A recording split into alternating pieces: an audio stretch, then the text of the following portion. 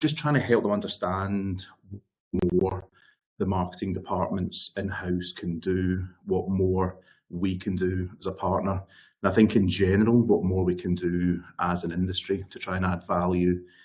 The massive shift that's happened in recruitment. I think there was a gold rush last year where clearly a lot of demand, there's a huge war on talent. There was all sorts of phrases getting bandied around about the great resignation and this kind of war on talent. And I think this year has seen a sort of seismic shift in the opposite direction, mainly triggered by the US making vast redundancies from the tech companies. So I think ultimately it's given an opportunity for businesses to focus on their purpose, their why, if you follow Simon Sinek. But I think it's very tricky for marketing teams and marketing managers to actually put the why into place, as they don't often understand that themselves. And I've had the privilege of working with quite a few clients over the last 6 months, more than ever before, trying to dig into what the ultimate value proposition is of the recruitment agency themselves. I think a lot of them don't really know because they've never really had to be asked what the ultimate value of the proposition is. So I think today's session is just to try and glue together a couple of themes. A, how we can build a value proposition, and B, how we can make the content marketing a lot more targeted to the right people at the right time. And I've kind of based it a little bit based upon my story and the story of others as we've kind of built up some experience in the kind of marketing space. Content marketing is a kind of generally used phrase. A lot of people come to us for content marketing, but really, and very rarely do we get the clarity of who the content's for, what stage that customer, candidate, client is at, and ultimately what impact we want it to have. I don't think as an industry we've really taken the time to really target our content specifically to certain businesses at certain stages. So today's, again, the framework's centered around, are you clear as a business? Forget as a marketing team, as a sales team, as a sales and marketing team, as a company, are you really clear of who your core audience is? Because a lot of the time it will just be biotech, medtech, tech, fintech, and that's a very large data set to go after. So again, today hopefully will help you understand how at Venn we try to break things down, get the detail, and put a little bit more relevancy around how we segment the audiences. So you can see here the agenda. We want to kind of bridge the gap between the boardroom and the marketing department. Again, it's a significant gap. There's no getting away from it. It's time to be honest. I think the gap is getting bigger and bigger. I think the boardroom still don't have marketing directors at the table that often, and therefore the marketing team are often sat physically around the corner. Again, I'm bored of the conversations I've now had with customers where the marketing team are sat around with operations or finance completely away from the recruitment floor. So we'll talk about that being in action today, but the marketing team really need to begin to understand the deals, the customers, the why, and what more they can do to market similar stories to that. We've got to get better at storytelling as an industry. And again, I'll come back to that later on.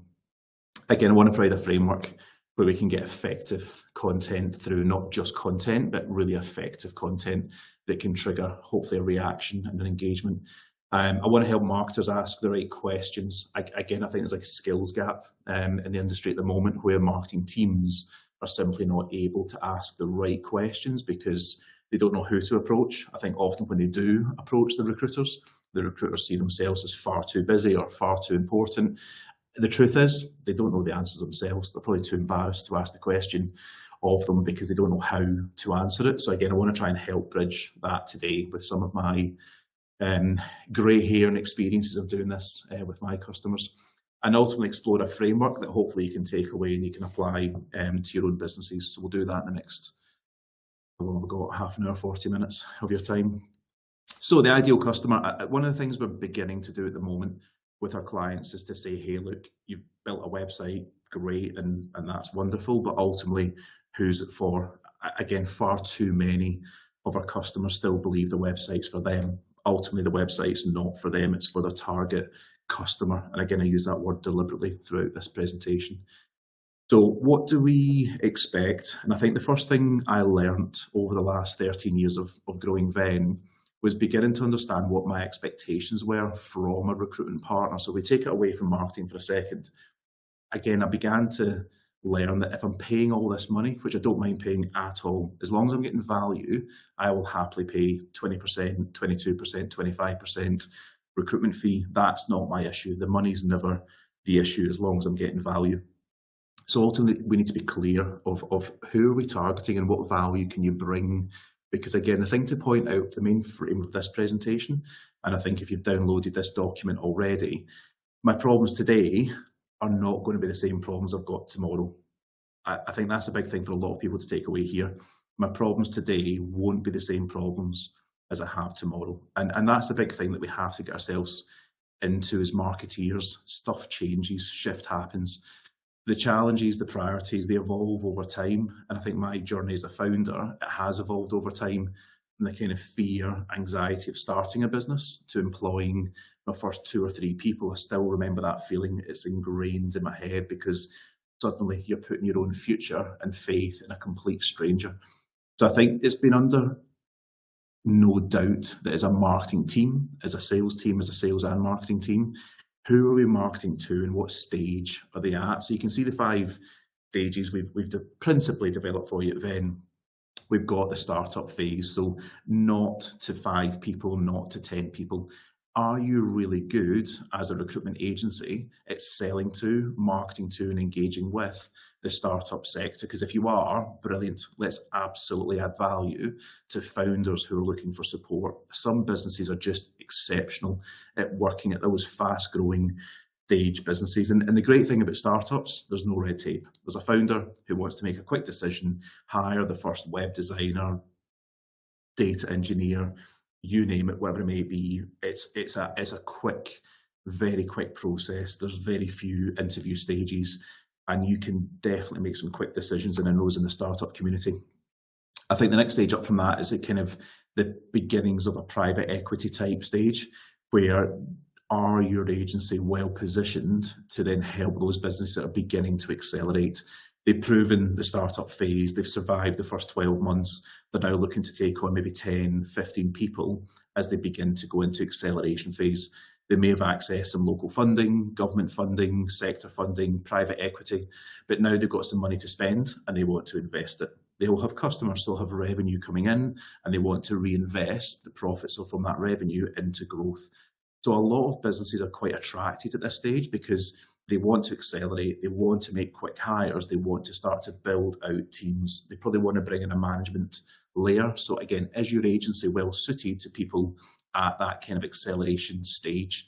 Beyond that is then growth, so high growth businesses. So typically you start to see well-funded businesses at this stage.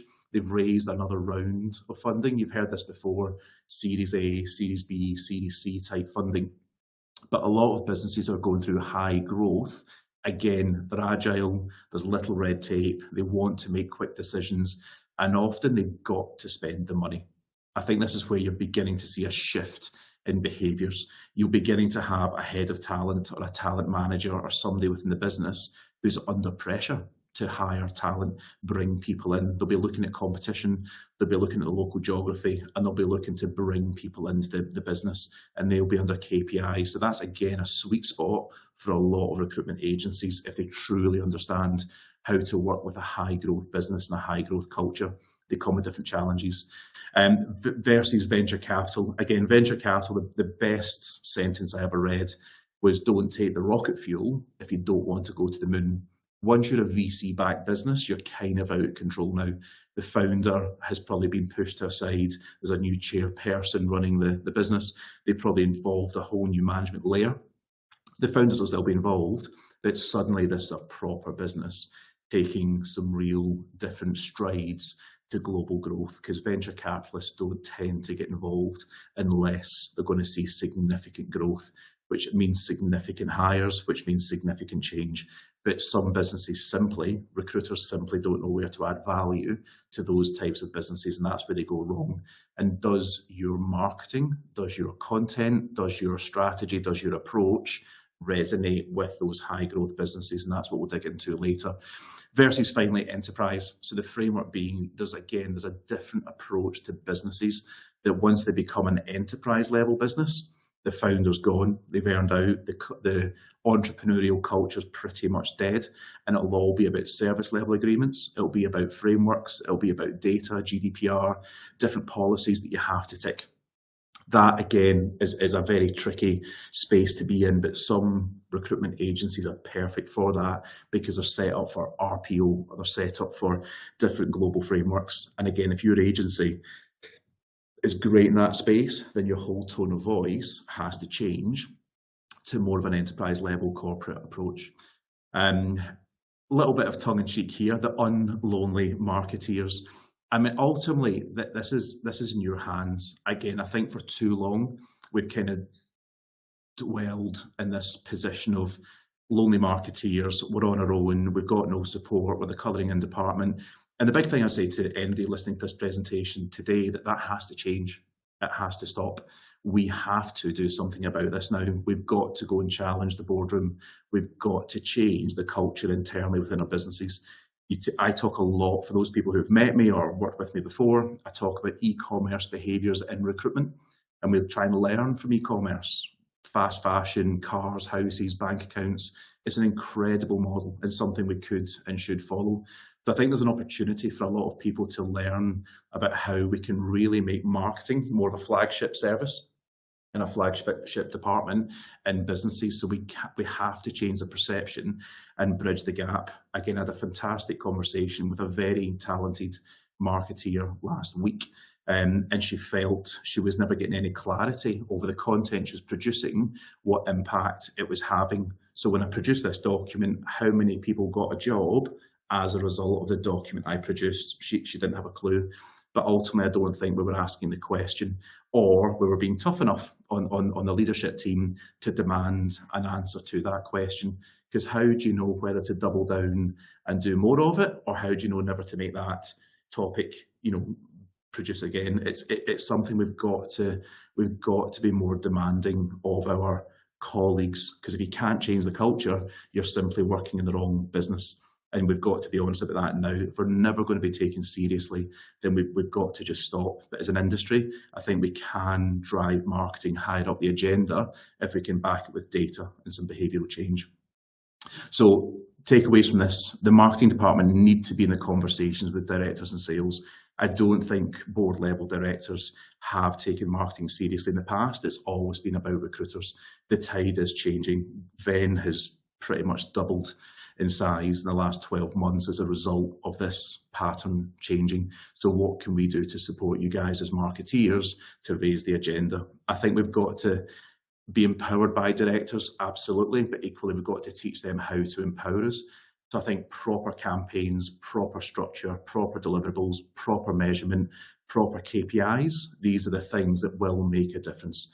I think it's ensuring that if we go back and report on KPIs, we report on success, we report on impact, and ultimately report on revenue, suddenly they will sit up in their chairs. If you're not sure how to report from website traffic, downloads, appointments booked, deals done, placements made, if that's all coming from your marketing, you're not sure how, speak to somebody at Venn, speak to somebody within Lonely Marketeers. There's people in there that definitely have been exposed to our commercial model, and it does genuinely have an impact. It's hard, it's cumbersome, it's a lot of work, but ultimately it does literally pay dividends. I think we also want to learn from experts within the business. There's a lot of super talented people in recruitment agencies. Some of the recruiters are phenomenally talented. Some of the leadership team are phenomenally talented.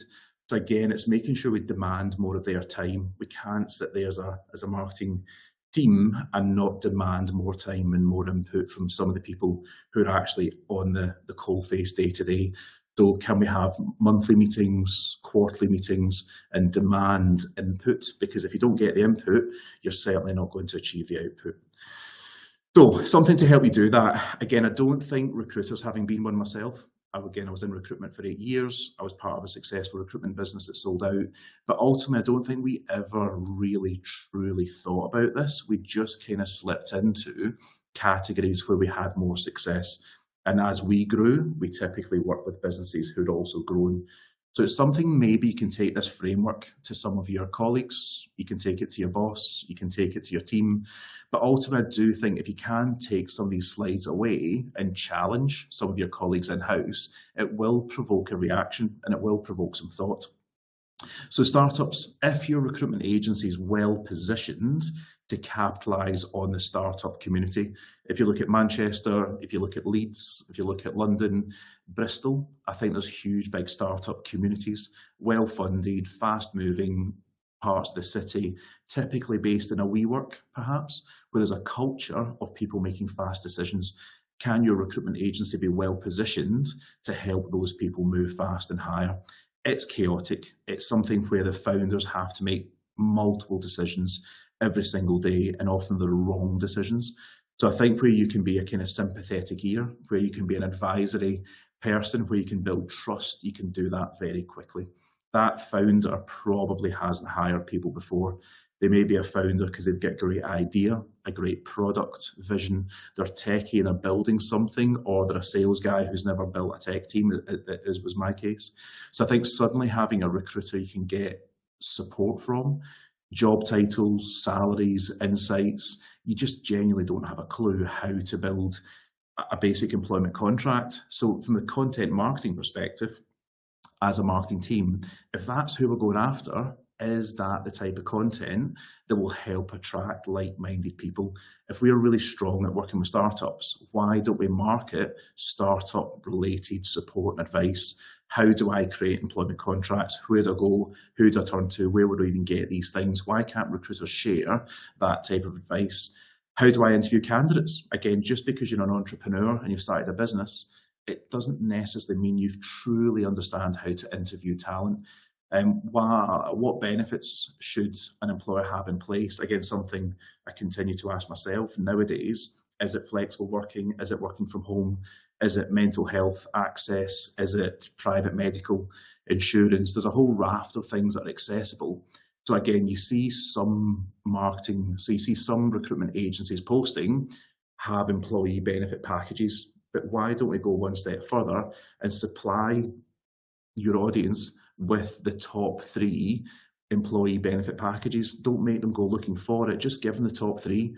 As a marketing agency, as a recruitment agency who you can trust, we work with startups, we've gone away and we've validated the top 3 employee benefit packages for you. We've done the work for you.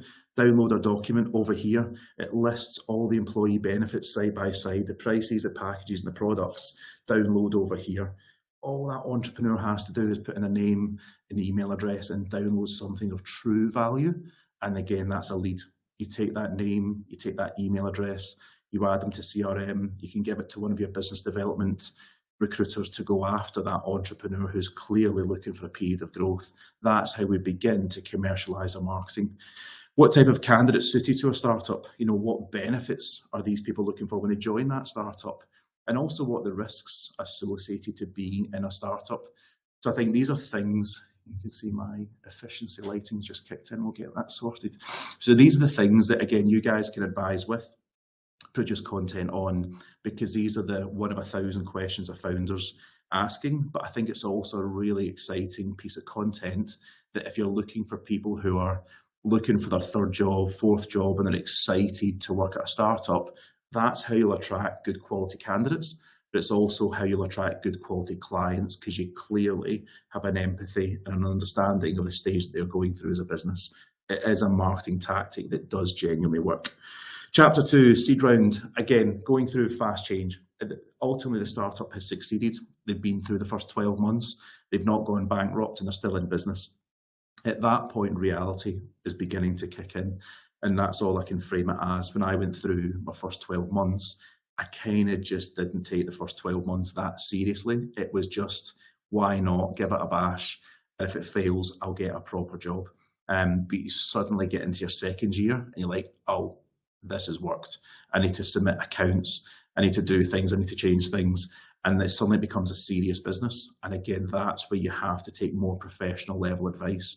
So you begin to go and get funding. You have to raise debt. You borrow money from the bank. You borrow money from your parents, or you go through a round of funding. But that's all designed for growth. businesses don't take on debt, or they don't want to stay at a 2 or 3 man business. They typically want to grow. So that's where, again, your recruitment agency, you see a lot of people sharing salary insights at the moment. Again, I'll be honest, I've downloaded 4 or 5 different salary insights recently. Not one of them have added any value to me whatsoever as a hiring director, not one, because I don't think anybody's written the document thinking about it through my lens. They've just literally done salary survey, salary insight, there's a number. I don't think we're going deep enough into what the biggest headaches that a founder is considering, what challenges they're considering, and how the salary surveys are being pulled together. I think there's just a rough cast. You know, there's no separation between north versus south. There's no separation between this sector's commanding this salary versus this sector is commanding that salary. So I think there's ways in which we can fine tune the content for people who are going through that acceleration phase, because people are typically motivated by different things. You'll see a lot of people joining an accelerator business not for the money. You'll see a lot of people joining the accelerator business for the chance of equity, for the chances of a share scheme, the chances of getting into a leadership position. People will do a salary sacrifice because they want to know how they can grow into the leadership and management team. They'll play the long game, and I've got some of them working at Venn, and that's an absolute win-win as a culture. So I think content shares a marketing team, the sales team, ultimately as a strong recruitment partner. Salary insights, how do I develop a management team? How can I spend this money wisely is often a big topic. And ultimately, what is the real opportunity here? I think a lot of businesses don't know how to talk about the real opportunity. They'll talk about the here, they'll talk about the now, they'll talk about the opportunity today. But a lot of founders sometimes forget to share the ultimate roadmap. This is where we're headed. This is the bus that we're on. And if you want to join the bus now, you're going to be a big, big part of our business going forward. A lot of people will consider a slightly different salary package or benefit package to be part of that journey. I don't know if businesses are good enough at telling, recruitment businesses are good enough at telling that story. And I certainly don't think the employers themselves are strong enough at telling that story. And that's the beginning of why Venn built these careers websites. So some of you, again, if you're clients, will have seen some of our careers websites that we built. It's just designed to help fast-growing companies tell their story in a lot more detail, because people nowadays genuinely want to know why they should join your business. And chapter 3, again, most recruitment agencies I speak to, this is their sweet spot. They're typically a well-funded, successful business. I think at this point they're a profit-generating company. They may have raised money. You'll see it online and LinkedIn, 5 million, 10 million, 50 million. So we typically, as a recruitment industry, are quite attracted to these businesses. But you've got to remember at this point, because they're an attractive target, there's multiple agencies every single day saying, hi, can I do your recruitment? Hi, can I do your recruitment? Hi, can I do your recruitment? So I think it's at that point, it's where does the value add sit? For me, what is your value proposition? Again, I've met a lot of business leaders over the last 6 months, and I don't think one could genuinely answer that question. What is my value proposition? So again, if you're listening to this video now and you genuinely can't answer that question, write down the question. What is our value proposition? Take it away, speak to the MD, speak to the chief exec, speak to the head of whatever department, and challenge them with that question. What's the value proposition? And it's not, we've been doing it for 30 years. It's not, we've got the biggest team in IT tech recruitment. It's not, we're the cheapest. It's not that we can move the fastest. That's not a value proposition. That's just somebody trying to throw out some features and benefits to the service. There is a clear difference. Again, if we can help you understand that, you're more than welcome to get back in contact. But the value proposition has to be absolutely clear more than ever before, because if you're not adding value today, you're not going to win the gig. If you're not adding value today, you're not going to convince the hiring manager to genuinely hire, because they're probably too scared to make that decision. The recruitment budgets have been pulled, the hiring budgets are on freeze, they're allowed to hire one person. What value can your business add to take the risk out of that hiring decision, is a hint. So the pressure is here and now. There's a lot of stakeholders involved. There's typically third-party investors. The board will be getting bigger. Directors are expected to deliver, and they want to spend their investment wisely, but they need a return. So what's on their mind at this stage? How can I empower my management team to grow? What training should I be giving to my management team in order to help them grow? How do I set up internal talent acquisition teams? And that becomes a threat to recruitment agencies in their entirety. And how do I retain the culture? It's always a big topic. We've lost our culture. We don't have a good culture. Again, as people have begun to work from home, the culture's completely been destroyed. So what can you do as a true recruitment partner? Recruitment agencies are famous for having phenomenal cultures. It's chaotic, it's incentive driven, it's always a trip here or a trip there. So how can you share some of your internal, this is what we do to drive our culture? Because maybe some of your clients would love to benefit from those insights. So we do it day to day, but as a marketing team, how often do we share hints and tips of ideas of how we drive our culture? Your content marketing doesn't always have to be about top 10 tips of how to, write a CV or 5 reasons why fintech businesses should choose our business. I think there's a lot of additional value add you can bring to the party. How do I become a market leader? Again, that's typically the question that's begun to ask, and therefore a lot of that will be driven by the outcome of the hiring plan.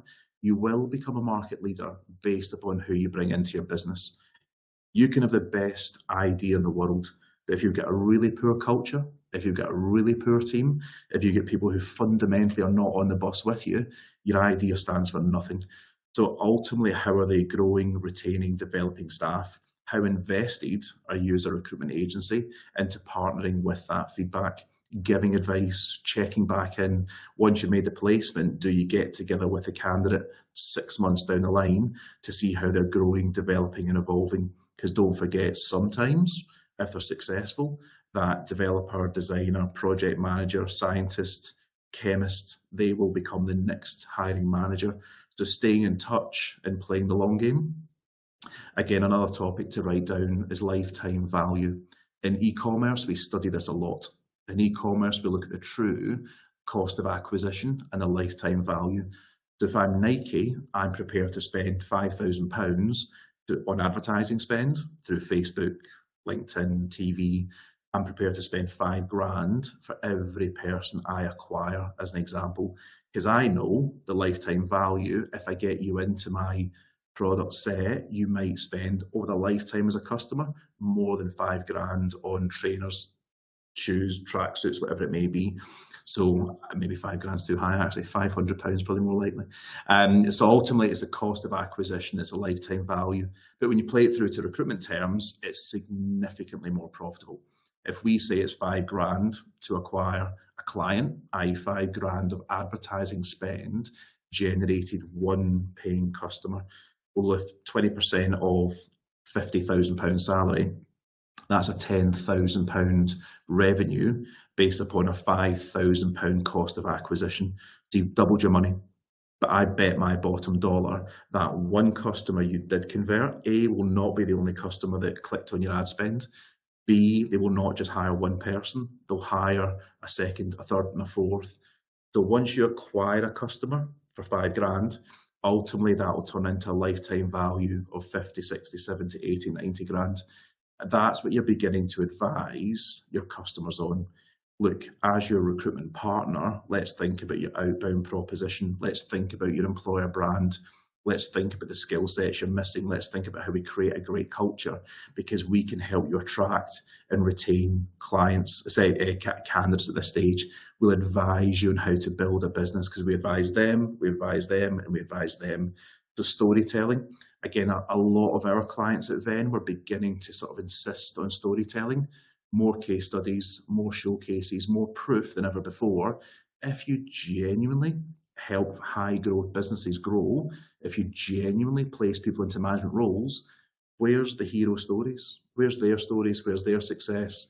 Where's the impact you genuinely made in that business? Because if you're doing it, it reassures me as a potential customer that I should use your agency. There's just not enough proof. Putting a logo to say that you did recruitment for Microsoft or you did recruitment for Red Bull, that's not marketing. That's not proof. That doesn't reassure me one bit, because I'm not sure what part of Microsoft you did your recruitment for. So I think there's opportunities along the way to tell more real stories and have real impact on businesses, especially during the high growth phase. Venture capital, again, just coming to the end of the stages, but I think ultimately within venture capital, it's a really interesting stage. Venn currently are probably sat in that high growth business phase. I'm beginning to delegate all my recruitment away from me. It's going through trusted colleagues who are building out their own departments. They have their own P&L, they have their own budgets, and they've got their own hiring plans. I'm no longer needed to be involved, and that's no bad thing sometimes. A lot of the time.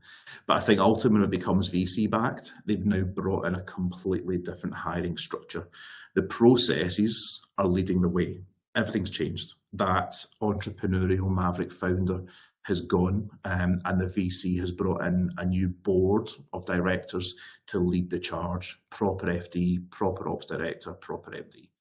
So ultimately the face of the business has gone, the entrepreneurial flair has gone, the storytelling has gone.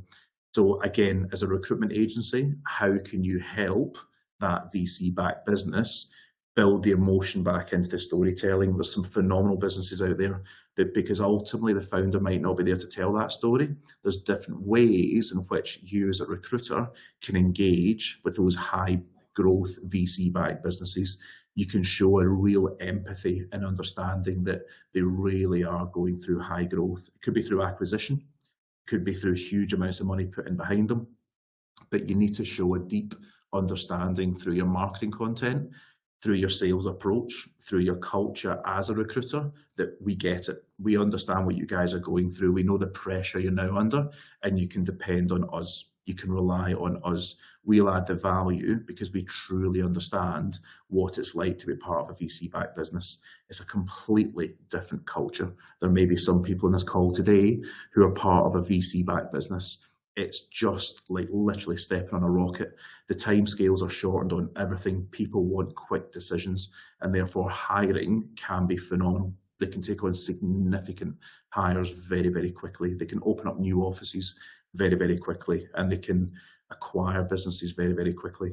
But again, is your recruitment agency set up to cope with that? Again, my experiences of it, it's dead easy to win the vacancy. It's very hard to fill it. So a lot of people promise me, I've got a great candidate, I'll get them across to you tomorrow, but ultimately I never hear from them again. And that just breaks my trust and my faith and my confidence in that recruitment agency brand. There was nothing on their website as proof, case studies or content to suggest they could work with a business growing as quickly as mine. I guess that's what I'm trying to get out of this training session today. If you're good at helping businesses at that stage, prove it. Because if you are, you'll have such a competitive advantage on a lot of your competition. There's a big, big play for me on this area. What roles should people be hiring for? What job titles should people be hiring for? Again, when you get to our size at Venn, again, the job titles are very mysterious nowadays. I think people are all chiefs of this or directors of that. So it's actually quite hard as a founder to keep up with what people want to be called nowadays. So I do genuinely depend on 2 or 3 recruitment partners that I genuinely trust, and they literally tell me how to write the job spec. I'm hiring for an FD at the moment, and again, I do not know how to write the job spec for that role, but a good recruitment partner will add value, and they'll tell me how to shape that job spec, the role, the responsibility, the package. A weaker recruitment agency will ask me to send the job spec to them. So I think if you're looking at it from a content marketing point of view, what can we be doing better as a recruitment agency to send out that advisory piece of content? If you simply don't know how, as a growing business, to hire for a data team or to hire for a finance team, you never had to before you outsourced it, let us help you produce that. To me, that adds a huge amount of trust to the relationship, because the founder will open up with what they need. DE&I, again, a lot of people talk about it, not many people genuinely do much about it in my experience. So again, if your recruitment agency's done the research, you genuinely understand that you can talk and advise people how to be more inclusive, how to build a more diverse workplace. You see a lot of the topics nowadays, women in tech, women in life sciences, women in construction. I think it's a phenomenal topic. but how many people see it through? They produce the report and that's the end of it. Never spoken about again. They might produce the blog, they'll produce the page. They never see it through. Nothing changes. It's a marketing moment in time. We've ticked the box, we did the content, we've moved on to something else. So again, ask yourself the question, if we are wildly passionate about women in, whatever the topic may be, how can we do it as a regular theme? Turn it into events, turn it into meetups, turn it into interviewing expert females in the sector.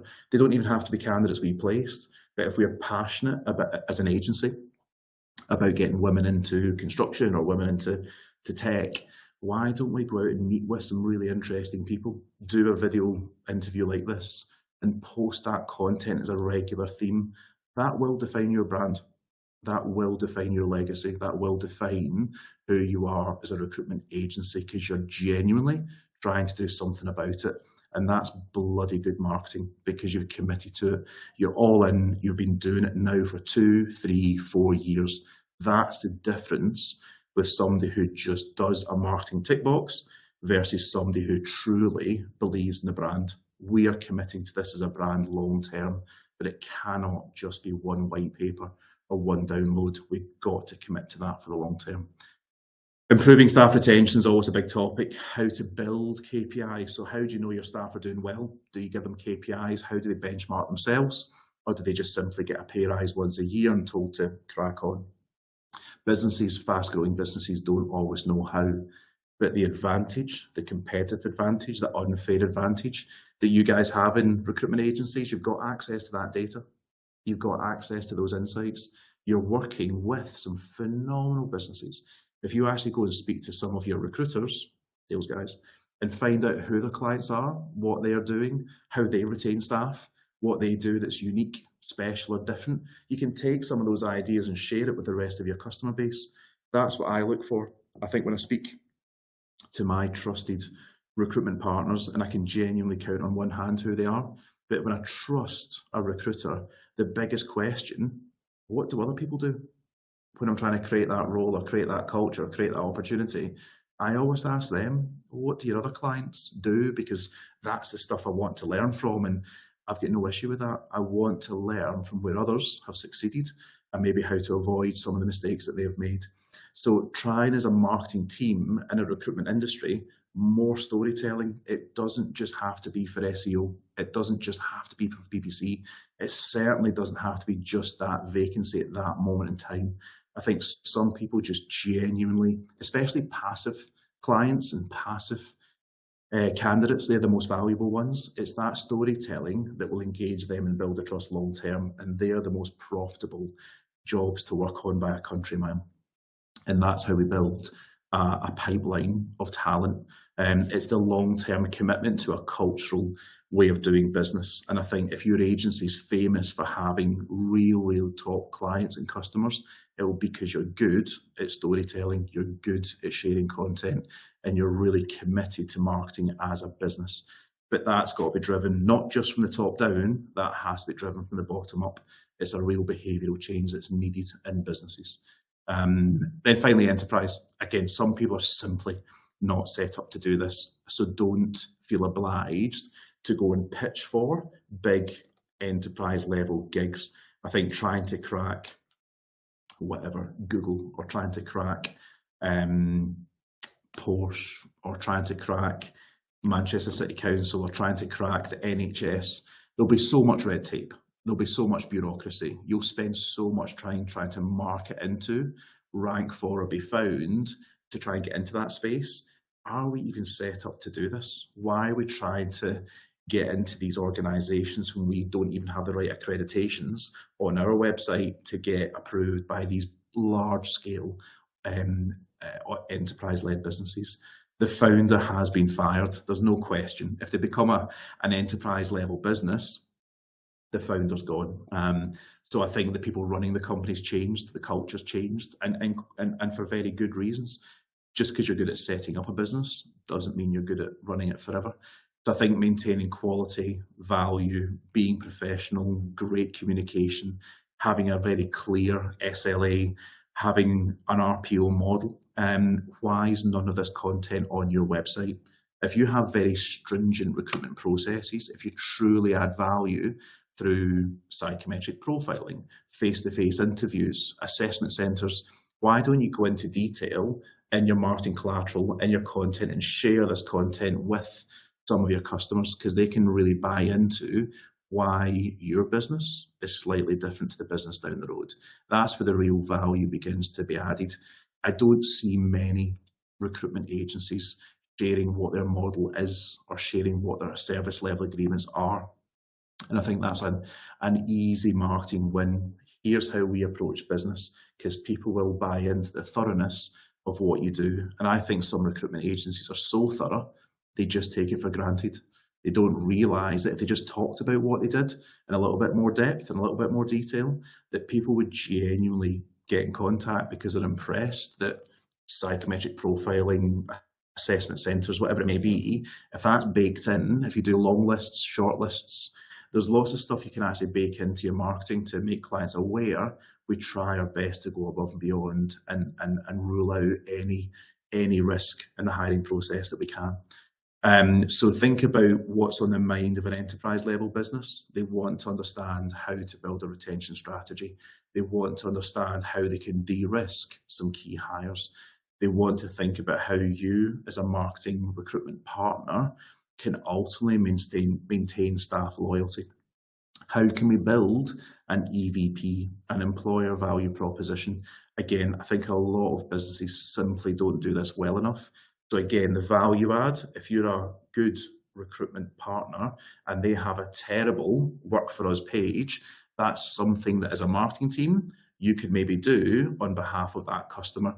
So if your business is going out and won a phenomenal life sciences business, high growth company, they won't have thought about their careers page and they won't have thought about their employer value proposition. But if your recruitment agency has gone 5 placements, 10 placements, 20 placements, maybe where you can add value to the relationship is to build a careers website for that customer. Again, not mentioning names, but there's some very large businesses that we're working with now globally where they're deploying careers websites specifically for the long-term customers are doing recruitment on behalf of.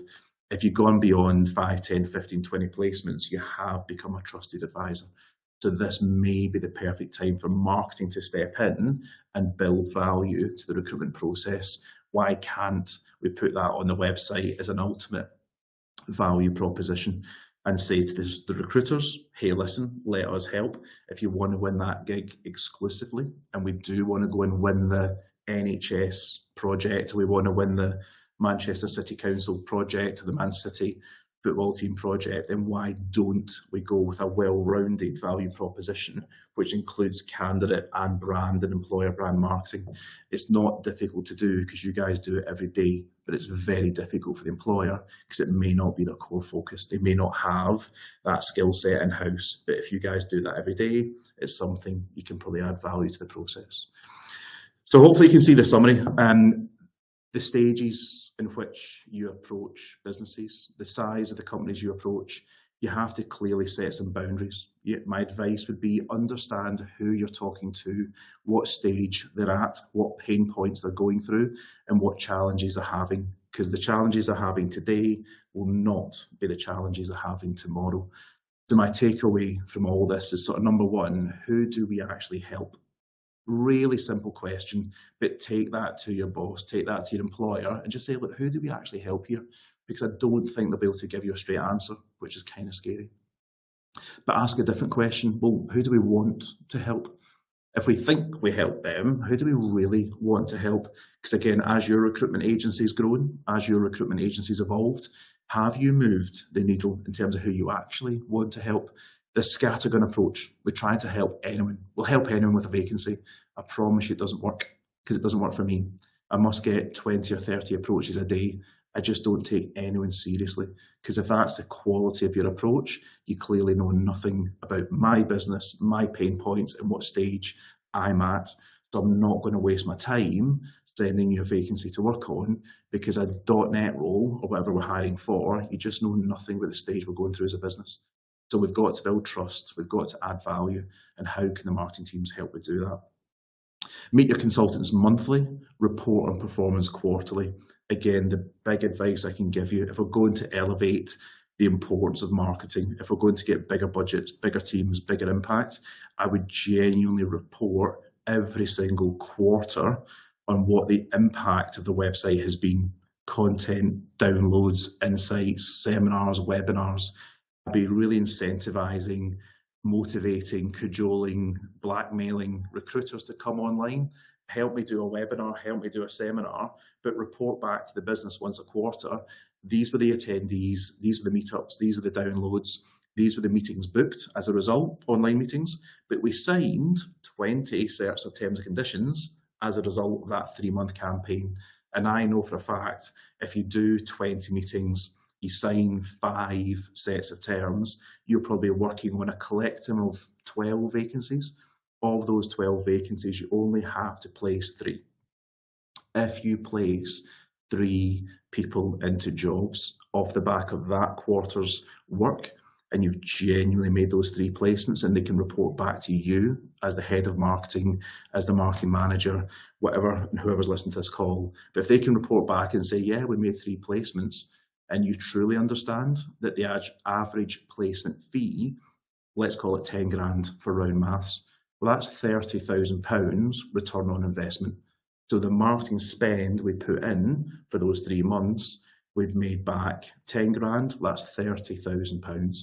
So how much did we spend? What did we get back? You put that into your quarterly report. You explain that to the recruiters. You explain that to the sales guys. You explain that to the board. That's how you're going to start to generate close to £1 million a year. Over 2 to 3 years, you'll end up generating £1 million a year worth of revenue purely from marketing. It's a behaviour, but you need to know who you're going after, why you're going after them, and why they're going to buy, because we can't just do generic content any longer.